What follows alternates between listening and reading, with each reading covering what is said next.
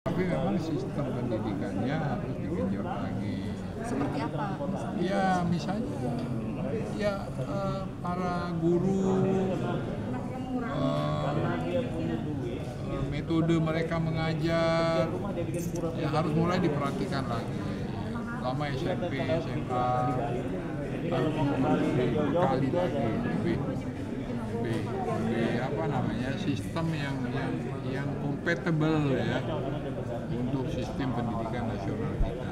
Misalnya sistem merdeka belajar merdeka dan sebagainya, supaya kualitas manusia itu, sumber daya manusia kita bisa meningkat lagi, mampu bersaing untuk sekarang kita agak Selain SDM tadi Bapak juga menyinggung terkait dengan lingkungan hidup. Di Bali Green Initiative nih sebenarnya. Nah itu makanya Pak Sekda kita harap itu kita kearifan lokal kita luar biasa, ada namun Sarketi ke Bali, ada apa namanya tumpok uduk, tumpok segala macam ya kan. Nah tapi bagaimana implementasi nyatanya seperti apa? Nah itu yang harus kita betul-betul kita terapkan. Berapa juta pohon yang sudah kita tanam. Masalah sampah kita masih begitu. Ya kan, itu banyak hal sebenarnya yang harus kita ke depan. Bali itu harus banyak belajar lagi dari negara-negara atau negara lain ya, supaya Bali tetap jadi pulau surga. Okay? Pak, soal pendidikan tadi mungkin apa yang salah dan apa mungkin ada yang kurang dengan pendidikan di Bali? Ya kan menurut saya anggaran sudah cukup ya, tinggal sekarang barangkali digenjot lagi semangat para guru, ada partisipasi para orang tua, karena tidak bisa diserahkan begitu saja kepada sekolah. Orang tua juga harus ikut untuk membina anak-anaknya itu. Jangan dibiarkan dilepas mentah-mentah sudah sekolah, udah tinggalkan begitu aja. Tidak bisa juga.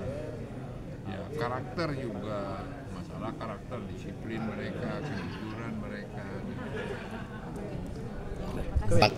Kualitas pendidikan itu hasil kinerja dari berbagai variabel. Ya tentu kalau tadi beliau katakan ada penurunan indeks, nanti kita buka di bagian mananya yang mengalami penurunan, ya kan? Bagian mananya mengalami penurunan, apa penyebabnya? Dari situ kita baru akan tahu solusi apa sih, gitu kan? Ya itu kan baru angka itu kan bisa dibuka ya. Kan itu gabungan dari beberapa variabel itu ya, sehingga solusi yang diambil adalah nanti hasil membaca data. Tapi secara makro tadi Mbak Sekda juga sudah menyebutkan satu keberhasilan yang dicapai oleh pemerintah Provinsi Bali secara makro. Kenapa? Ya itu tadi sudah disampaikan. Saya sampaikan, artinya begini, kalau untuk menilai pembangunan itu kan harus ada indikatornya. Indikator itu ada yang namanya indikator makro. Indikator makro itu seperti misalnya pertumbuhan ekonomi, kemudian rasio Gini yang mencerminkan ketimpangan. Kalau pertumbuhan ekonomi kan gerak naik perekonomian kita, kemudian indeks rasio Gini ketimpangan. Kemudian yang berikutnya itu adalah tingkat inflasi. Ya, tingkat inflasinya tinggi apa tidak, terkendali apa tidak. Yang berikutnya ada usia harapan hidup. Ini indikator-indikator makro. Kemudian yang berikutnya tingkat kemiskinan, ya kan? Untuk melihat pembangunan berhasil apa tidak, berapapun angkanya, kalau kemiskinan tinggi nggak bisa kita klaim berhasil. Nah inilah indikator-indikator makro.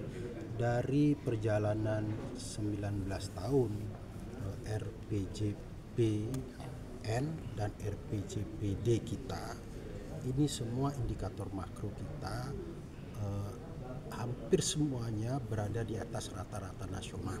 Ya, di atas rata-rata nasional coba dicek, kecuali pada era COVID. Ya, kalau era COVID kan uncontrol ya, di luar kendali kita. Tapi begitu COVID selesai, kita sudah mulai memperlihatkan gerak naik semuanya. Ekonomi kita yang tadinya kontraksi minus, sekarang sudah positif. Bahkan sudah menyamai bahkan lebih tinggi dari perekonomian nasional. Inflasi kita 2023 terkendali sangat baik. Pak, 2024 kan target untuk penurunan kemiskinan ya, yang seperti yang di hampir semua daerah yang harapan juga Presiden, dan juga masalah stunting juga. Jadi untuk Bali sendiri capaian terakhir untuk kemiskinan dia bilang 4,35 ya. Kemiskinan 3,96 ya. Kemiskinan ekstrim, prevalensi stunting kita terendah di Indonesia. Capaian terakhir Pak ya, sampai akhir stunting 2023. prevalensi kita ini sangat rendah prevalensi stuntingnya. Bahkan kalau kita bandingkan dengan rencana penurunan kita, kinerjanya lebih tinggi dari rencana kita. Kinerjanya ya, artinya tingkat prevalensi stunting kita bisa kita turunkan lebih dari yang kita rencanakan. Artinya effort yang menjadi effort strategis atau upaya strategis dari Bali apa Pak? Ya, sekarang setelah kita mendapat arahan untuk menurunkan prevalensi stunting, maka kita membentuk tim percepatan penurunan stunting ya, sudah dibentuk pada tingkat provinsi, tingkat kabupaten. Kemudian tim ini supaya bisa bekerja secara efektif menurunkan prevalensi, maka dia membangun kerjasama kemitraan. Ya kan, kita menurunkan stunting itu dengan sampai ke kerjasama dengan ke desa-desa, kemudian ke desa adat, ya, ke lembaga-lembaga umat, ya, lembaga umat Kristen, Islam, Hindu, Buddha, Konghucu, semuanya kita ajak kerjasama bersama-sama menurunkan prevalensi stunting, terutama sekali mulai dari hulu. Ya, kita menggarap penurunan stunting ini dari hulu. Hulu itu apa? Informasi sebelum pernikahan.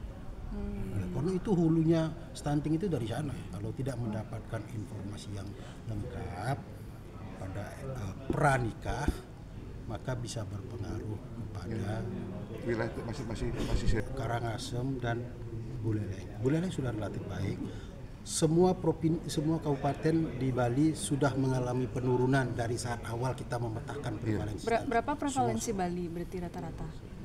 Kemarin kita rapat di angka berapa itu? Di angka 4% ya. Padahal rencana kita 6% dari 8% sebelumnya. Ya kan? Berarti kalau yakin tuntas itu bisa nggak? Mungkin nggak 0 gitu Pak? Ya itu sama dengan penurunan kemiskinan. Kalau mendolkan itu sepertinya agak sulit. Ya. Menurunkan agak sulit. Ada beberapa variabel yang kita sudah mapping.